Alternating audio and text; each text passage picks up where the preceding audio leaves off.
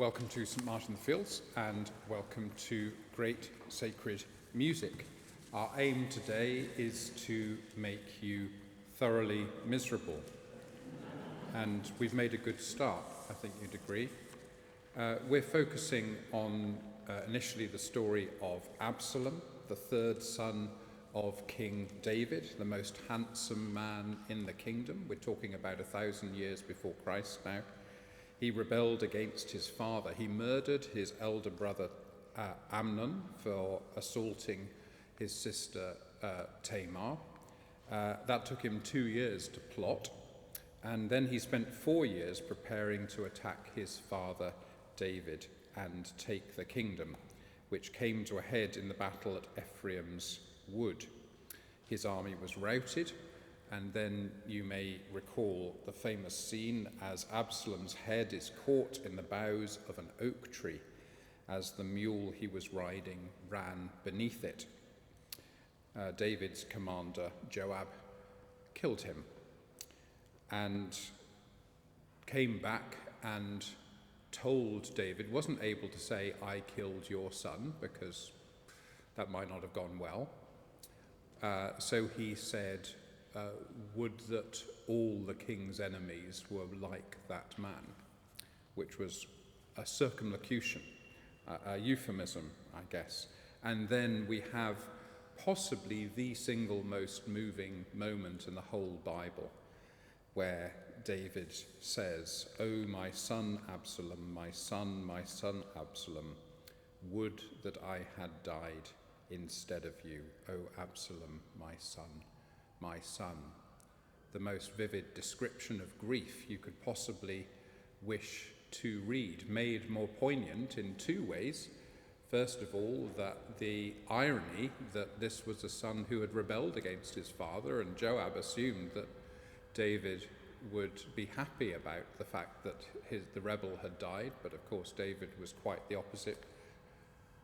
And so much, as many of us know, so much of grief is regret that things can't now be undone that were done wrongly some years before.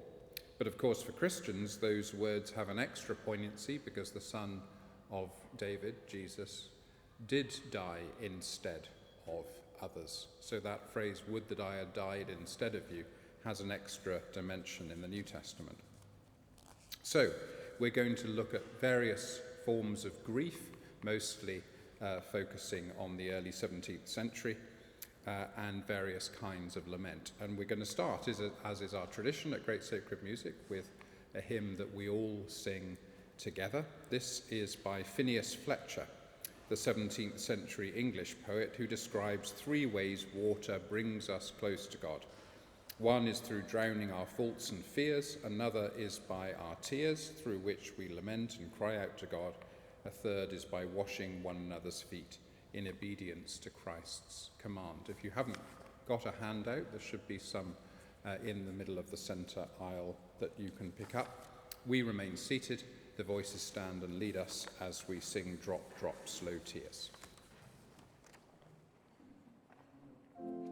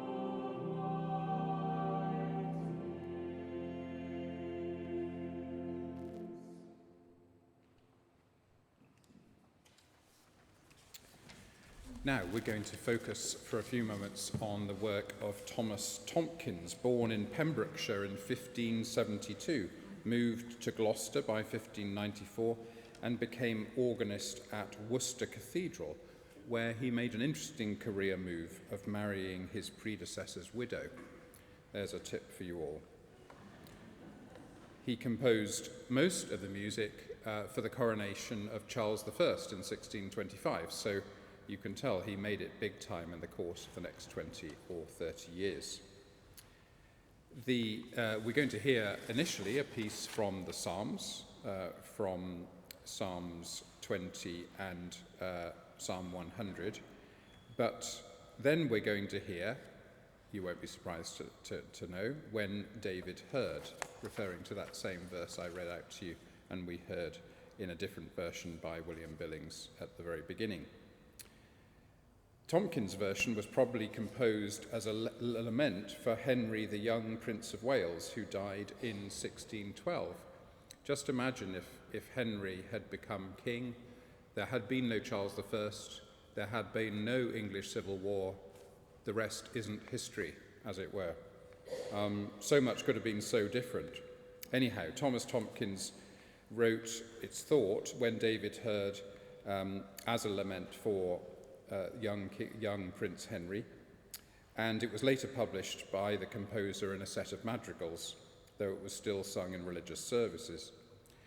You'll notice that the piece is composed in two sections, and its power lies in its unexpected shift from third-person description to a first-person outpouring of grief, which I'm sure you'll find suddenly and shockingly intimate. Let's enjoy these two pieces by Tomkins now.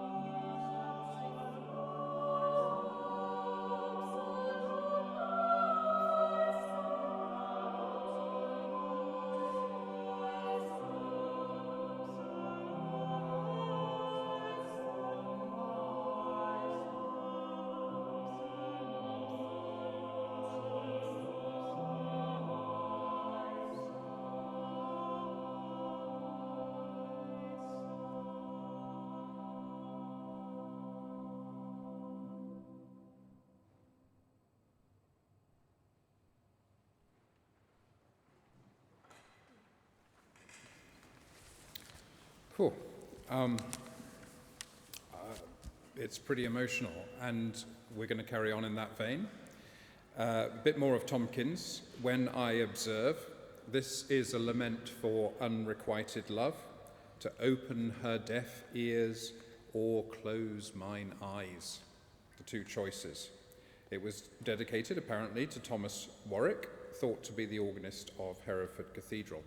And then we're going to slip an extra madrigal in that isn't on the sheets by Tomkins' contemporary Orlando Gibbons, composed in 1612 when madrigals were fast going out of fashion, and called The Silver Swan. It's actually his most famous madrigal, and again, as appropriate for today, desperately sad. It tells the legend of the swan who is largely silent in life and sings beautifully only just before its death, hence the phrase swan song.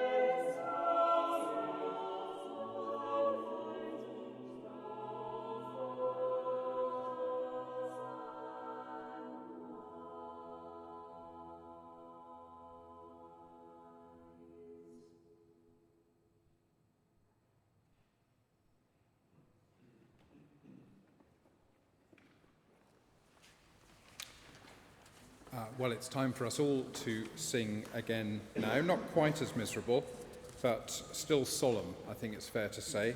Isaac Watts' setting of Psalm 90, O God, our help in ages past. A lament for the human condition, setting the shortness of life and the limitations of human beings against the timeless greatness of God. It's all really in those first two lines, our help and our help in the past and our hope for the future. It actually was originally entitled Our God, Our Help in Ages Past, when Isaac Watts originally wrote the hymn. It was John Wesley who, in compiling a hymnal, decided that it would be better as O God, and I think it would be fair to say that John Wesley was right, and we're all in his debt. So we remain seated, the voices stand and lead us as we sing 4 verses of O God, our help in ages past.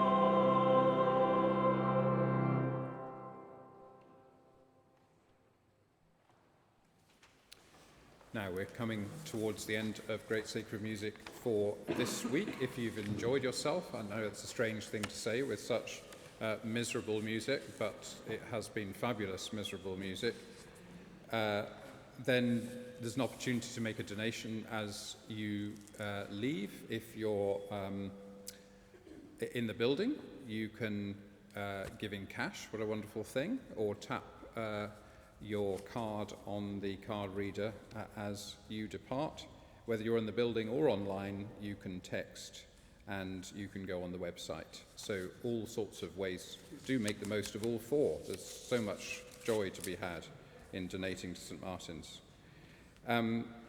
Now, do take note of upcoming choral classics, and which is on Sundays, and next Great Sacred Music. We've got Holy, Holy, Holy for Trinity Sunday on Sunday afternoon, and then our next Great Sacred Music on Thursday lunchtime is Northern Lights with some Scandinavian music.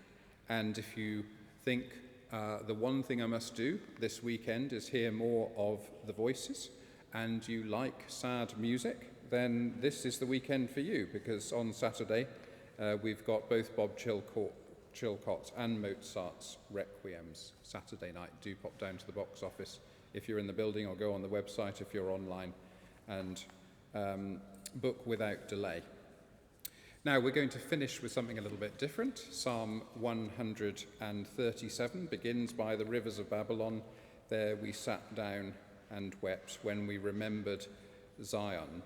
It's a curious psalm for a number of reasons. First of all, because it's both in the past tense, we sat down and wept, but then it moves to the present tense, how shall we sing the Lord's song in a strange land? So was it written during the exile in Babylon, 500-600 years before Christ, or was it written afterwards, looking back? There's an ambiguity there, which I guess will always remain. But it's also a tricky psalm because it ends notoriously with bashing the babies' heads against the rocks, which is a part that, funnily enough, not many composers have found a way to set to music, whether sad or not. So we'll just draw a line over that. But the really significant thing about Psalm 137 is it marks this transformation in the history of Israel as told in the Old Testament, from a time when they looked to God to be the God of the God to fix things for them, the God who would give them the land and the king and the temple, which of course did take place in the Promised Land, to a God of who turned out to be with them even in their worst circumstance of being in exile. And this Psalm 137 is one of those parts of the Old Testament that I think is most significant for understanding the nature of God and the nature of what the New Testament is telling us in the word Emmanuel. God is with us as a name of Christ. It's a profound meditation on the move from the idea that we're the center of the universe and it's God's job to make our life better, to the fact that God's the center of the universe and we have the privilege of being with God in life and in discipleship. So, something a little bit different, not quite so miserable, and a good way to finish our meditation on lament and grief. Thanks for joining us.